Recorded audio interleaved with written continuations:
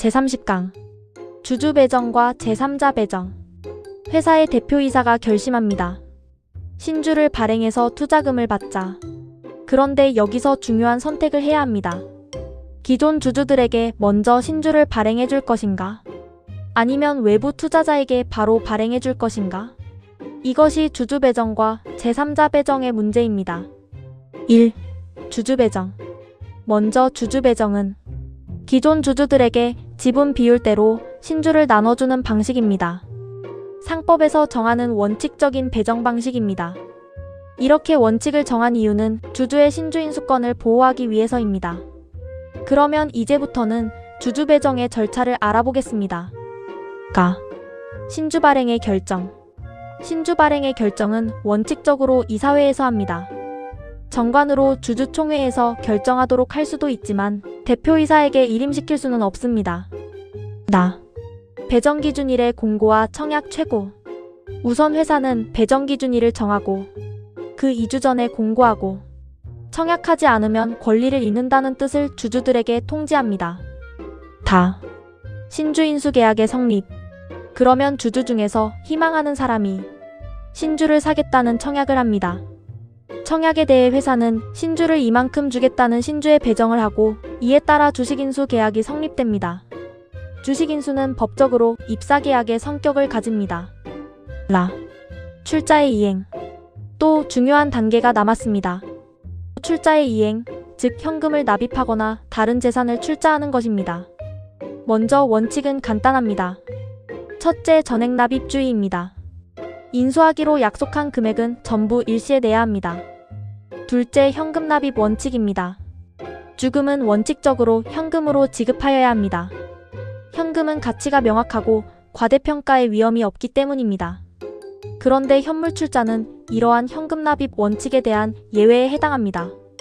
현물 출자의 경우에는 법원이 선임한 검사인의 조사 절차를 거쳐야 합니다. 이때 공인된 감정인의 감정으로 조사를 가름할 수도 있습니다. 한편 현물 출자가 소액이거나 시세 있는 유가증권인 경우 또는 만기 채권을 출자로 전환하는 경우에는 검사인의 조사보고가 면제됩니다. 참고로 출자 전환이란 내가 가진 채권을 주식 지분으로 바꾸는 합의를 말합니다. 그리고 중요한 점 하나. 회사에 돈 받을 채권이 있다고 해서 그걸로 납입을 대신하는 상계는 원칙적으로 금지됩니다. 다만 회사가 동의하면 예외적으로 가능합니다. 납입이 완료되면 다음 날부터 주주가 됩니다. 마. 자본금 변경 등기. 마지막으로 신주 발행이 완료되면 자본금과 주식수가 바뀌므로 변경 등기도 반드시 해야 합니다. 2. 실권주. 주식인수인이 납입기일까지 돈을 내지 않으면 주주가 될 권리를 자동으로 잃습니다. 이를 실권이라고 하며 납입기일이 지나도 납입이 없으면 자동으로 발생합니다. 실권주는 이사회 결의로 자유롭게 처리할 수 있습니다. 또 회사는 실권한 인수인에게 손해배상을 청구할 수 있습니다. 3. 제3자 배정. 회사의 대표이사가 생각합니다. 지금은 외부 투자를 받아야 한다. 이럴 때 등장하는 것이 바로 제3자 배정입니다. 제3자 배정은 말 그대로 기존 주주가 아닌 특정한 외부인에게 신주를 주는 방식입니다.